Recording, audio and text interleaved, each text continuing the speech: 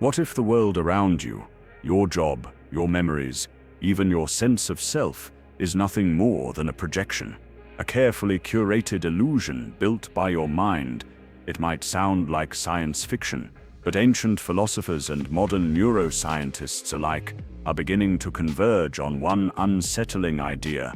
You are not perceiving reality, you are generating it. And if that's true, then what happens when you learn how to change the projection? Not with force, not with luck, but with thought, belief, and focused intention. There's an ancient Hindu concept called Maya. It translates roughly to illusion. According to this worldview, the material world is a grand cosmic dream, a veil hiding the true nature of reality, a play of shadows on a wall. Fast forward a few millennia, and neuroscience gives us an eerie echo of the same insight. According to research in cognitive science, the brain doesn't passively receive information from the world. It interprets, filters, and constructs your experience based on what it already expects. You don't see the world as it is, you see it as you are. Every second, your brain receives about 11 million bits of information, but it can only consciously process around 40. So what happens to the rest? It's filtered, shaped, deleted, and reassembled into a story. Your story. And this story, your version of reality, is not fact, it's fiction, stitched together by emotion, memory, and belief. Plato illustrated this centuries ago with his famous allegory of the cave. In it, prisoners are chained in a cave, watching shadows cast on the wall by puppeteers behind them. To the prisoners, the shadows are reality. They've never seen the outside world, but if one of them escapes, sees the light, and returns to tell the others, they laugh, they reject him, because the illusion feels safer than the truth. Now ask yourself, what if you're still in that cave? What if the news you consume, the beliefs you inherited, the self-image you defend, are all shadows, constructs, programs? Would you want to leave the cave, or would you fight to stay comfortable inside it? Here's where things get even stranger. Modern psychology shows us that belief isn't passive, it's generative. What you believe shapes what you see, and what you see reinforces what you believe. It's a loop. If you believe you're unlucky, your mind will filter out the good and amplify the bad. You'll notice the missed opportunities and ignore the moments of grace. Slowly the world molds itself around your expectations. This is called confirmation bias, but it goes deeper than cognition. It affects identity. The philosopher William James once said, "Belief creates the actual fact," and maybe he was right. When you believe something long enough, intensely enough, you don't just see it, you become it. So what if, instead of feeding that loop with doubt, you fed it with something intentional, something powerful? Ancient rituals, mantras, and affirmations weren't about wishful thinking. They were about reprogramming the mind, disrupting the default mode of thought, and replacing it with a chosen pattern. You repeat a phrase not because it's magical, but because repetition is how the mind learns. It's how you learned your name, how you learned fear, how you learned what to expect from the world. But here's the secret: you can unlearn, you can rewrite. Try this for the next 7 nights. Find a quiet place, no distractions, no screens, just you, your breath, and your voice. Choose a phrase that encapsulates your desired state, something simple but potent, something that feels just out of reach, but not impossible. Now say it, not once, not 10 times, but 100 times. Feel the weight of each word. Say it like it's already true, like you're not hoping, but remembering. You'll feel resistance. That's the old program fighting for survival. Keep going. By the 30th repetition, your voice may tremble. By the 60th, you may start to feel something shift. By the 100th, you might not recognize who you were before. You're not just doing this for motivation, you're rewiring your brain.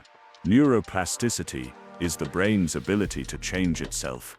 Every thought, every repetition, etches new pathways, like carving a groove into the mind's surface. The deeper the groove, the more likely your thoughts are to follow it. Repetition strengthens belief. Belief alters perception. Perception becomes reality. This is not metaphysics, it's mechanics, and it works whether you believe in it or not. But when you believe, the process accelerates. You become the architect of your inner world, and slowly, the outer world begins to reflect the inner structure. After the final repetition, let go. Don't obsess, don't watch the clock. Grasping creates tension, tension signals lack, and lack reinforces the illusion of separation. Instead, release. You've planted the seed. Now let your subconscious tend the soil. You don't dig up a seed every day to check if it's growing. You trust the process. And in time, maybe quietly, maybe suddenly, you'll notice something. A phone call you didn't expect. A shift in your emotional baseline. A moment of clarity that opens a new door. And then you'll realize the projection is changing. So what if everything you've been taught about the world is only half the story? What if your thoughts aren't just private echoes, but blueprints? You were never just a passive observer. You were always the projector. The screen is your life, the film is your belief, the reel is your attention, and you are the one choosing what to play. This isn't just about getting what you want, it's about remembering what you are. A conscious being, a creative force, a fragment of something infinite, dreaming itself into form. So dream boldly, and then, wake up, pause for a moment, and consider this. Who is thinking your thoughts? When a thought arises, I'm not good enough. This won't work. People don't respect me. Where does it come from? You didn't choose that thought. It appeared. So if you're not the one creating these thoughts, then who are you? You're not the voice in your head. You're the one listening to it. The observer behind the stream. The one who notices the emotions, the judgments, the fears, the one who can question them. This idea isn't new. In fact, it's the core insight of nearly every mystical tradition, from the Vedas to Eckhart Tolle, from Stoicism to Buddhism. You are not your mind. You are the awareness that notices the mind, and in that awareness lies your freedom. Because once you can watch the thoughts instead of being dragged by them, you gain space. You can choose. You can rewrite. But this realization can also be terrifying. When you understand that reality is not fixed, but filtered, not given, but generated, a strange kind of anxiety can set in. Because suddenly, you're not a victim anymore. You're not the character in the story, you're the author. And that responsibility is overwhelming. It's so much easier to blame, to say, they hurt me. Life is unfair. I can't help it. There's comfort in being powerless. There's a certain safety in chains. Because if you're not responsible, you're not to blame when it all falls apart. But if you are responsible, then everything changes. You can't lie to yourself anymore. You can't stay asleep. You can't pretend that your suffering is inevitable. And that's the moment you either run back into the cave, or step fully into the light.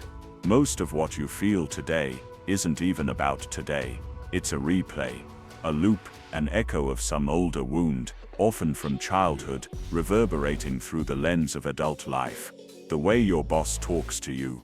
It reminds you of your father's tone, that panic you feel when you're not chosen. It's the same ache you felt when you were 6 and someone else got picked for the team. We think we're reacting to the present, but we're haunted by phantoms from the past. These emotional illusions trap us. They make the same situation feel real again and again, like an old song stuck on repeat. But you can wake up from it. Through awareness, through presence, you can stop identifying with the feeling and start witnessing it. Not suppressing it.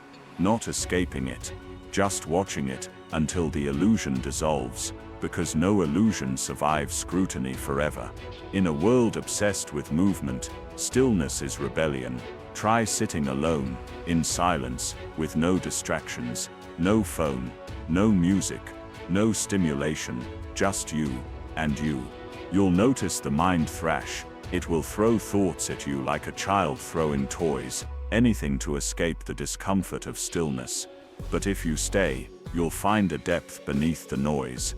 A presence that is not thought, not memory, not identity. That presence is you. The real you.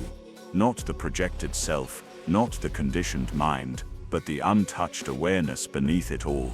And from that stillness, something remarkable begins to emerge. Clarity. Not as an idea, but as a felt reality. You don't need to chase answers anymore. You become the answer. So how do you live this truth? It starts with attention. Where your attention goes, your reality follows. Most people spend their lives reacting. Their attention is hijacked by fear, by media, by other people's emotions. They become satellites, orbiting around other people's gravitational pull. But the moment you claim your attention, you reclaim your life. Start small. One conscious breath, one moment of noticing the thought before you speak, one decision to pause before reacting. These small practices aren't meaningless. They're micro-revolutions. They are acts of creation. You're not waiting for peace. You're building it. You're not chasing freedom. You're realizing it's already yours. And with each moment of conscious presence, you step further into the role you were always meant to play. The architect of your inner world. Here's the paradox. The world is illusion, and it is also real. It's real because you feel it. You bleed, you cry, you laugh. It matters. But it's illusion because it's filtered, distorted through layers of meaning you didn't choose, until now. Because if you can change your beliefs, if you can alter the projection, then the illusion bends, reality shifts.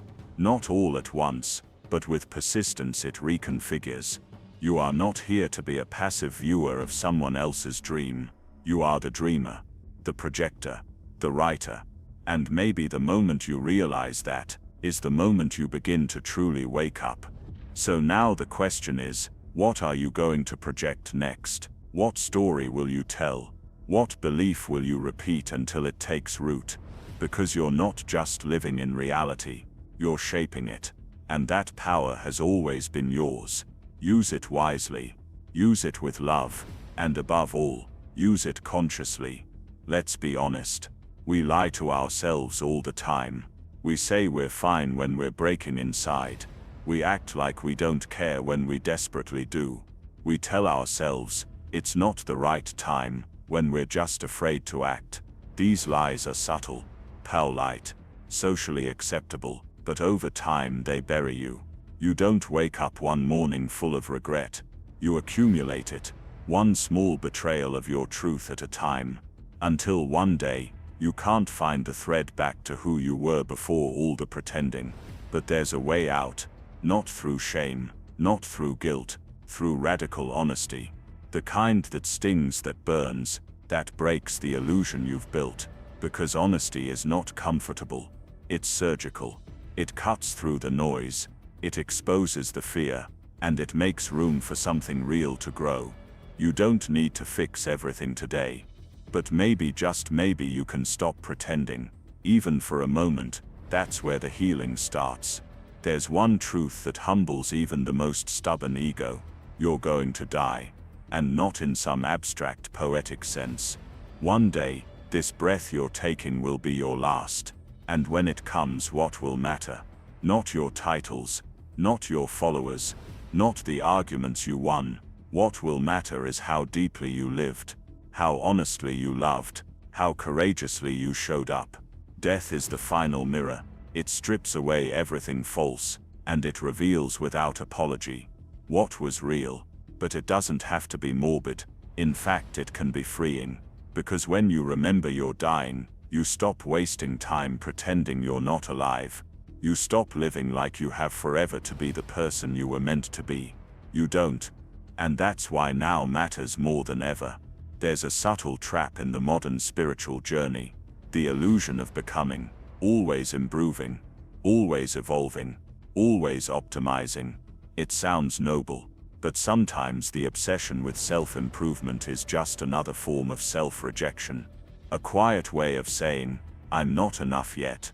But what if the goal isn't to become something more? What if the goal is to remember who you were before the world told you to be something else? To strip away, to unlearn, to return, not escape. You're not a problem to be fixed. You're a mystery to be remembered. Your wounds are not signs of failure. They're invitations to feel more, to live more, to understand yourself beyond the surface. So instead of chasing some future version of yourself, try this: be still, be here, be honest. Because the path forward might actually be the path inward. Surrender. It's a word that scares people. They think it means giving up, being weak, becoming passive. But true surrender is the opposite of weakness. It's the strength to accept what is fully, without resistance. It's the courage to stop fighting the river and let it carry you. Not because you're lazy, but because you trust the current. Surrender is not the end of effort. It's the end of force. It's a recognition that you can't control everything. And maybe you're not supposed to. You weren't designed to micromanage the universe. You were made to participate in it, fully, openly, lovingly. Surrender isn't a retreat. It's a homecoming, back to the part of you that isn't trying to win, just trying to be real. If there's one thing to take from all this, let it be this: you were never powerless. You were never just a victim, never just a product of your circumstances, never just a character in someone else's dream. You were the dreamer all along. The illusion was believing you were the effect. The truth is you are the cause. Every belief you question is a door opening. Every moment you observe rather than react is a step toward freedom. And every time you choose love over fear, you rewrite the story. Not just for yourself, but for everyone watching you live it. So stop waiting for permission. This is your world to create. Don't let it go to waste. You inherited your smile, maybe your temper, the curve of your spine, the rhythm of your voice. But you inherited more than just your biology.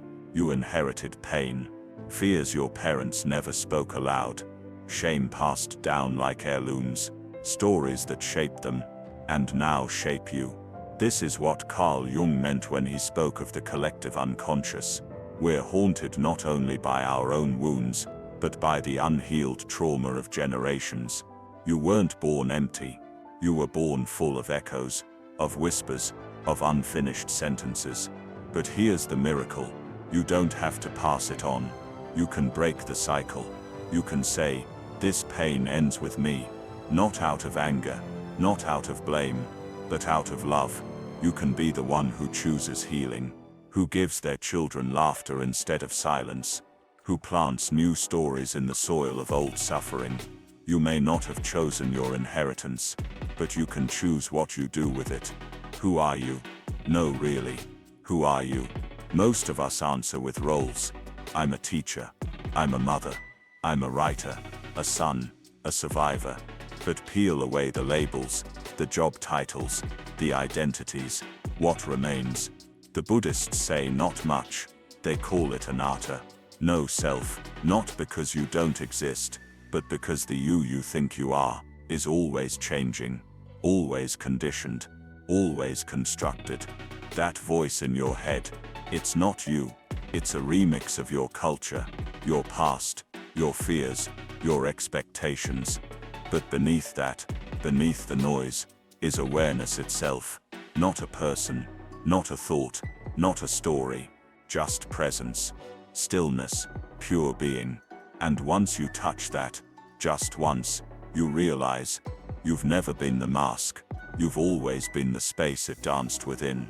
Let's get one thing clear. Healing is not a destination. It's not a checkbox on your to-do list. It's not a goal you crush or a prize you earn. It's messy. Now on Liza. Uncomfortable. Sometimes it looks like tears in the shower. Sometimes it looks like saying no without guilt. Sometimes it looks like laughter you didn't think you'd feel again. Wholeness doesn't mean perfection. It means integration. Bringing the exiled parts of yourself back home. The anger, the shame, the part of you that still believes you're unworthy. Wholeness means holding all of it. Not fixing, not hiding, just holding, with compassion. That's what maturity is. Not becoming better, but becoming real. In a world designed to distract you, the most radical thing you can do is be present, not just physically, but emotionally, mentally, spiritually, to show up for this moment, without needing to escape it. No scrolling, no numbing, no performing, just being. You don't have to have all the answers. You don't need to solve the world. Sometimes your presence is the solution, because when you're fully here, something shifts, in you, in others, in the entire room. We've been taught that changing the world means doing something grand, but maybe it begins in smaller ways. A deep breath instead of a panic, a pause instead of a reaction, a kind word where silence would have been easier. Presence is a rebellion against distraction, against despair, and it's one anyone can join right now. So now that you've walked this path, what will you do? You've seen that freedom is scary, that truth is inconvenient, that healing is messy, but also that you are more powerful than you believed. You are not your wounds. You are not your fear. You are not your story. You are the awareness behind it all. So the question becomes, now that you know, will you live like it? Will you speak more honestly? Will you love more fully? Will you rest when you need to, without guilt? Will you stop asking for permission to be who you already are? Because at some point reflection has to become action, insight has to become embodiment, and philosophy, if it matters at all, must be lived.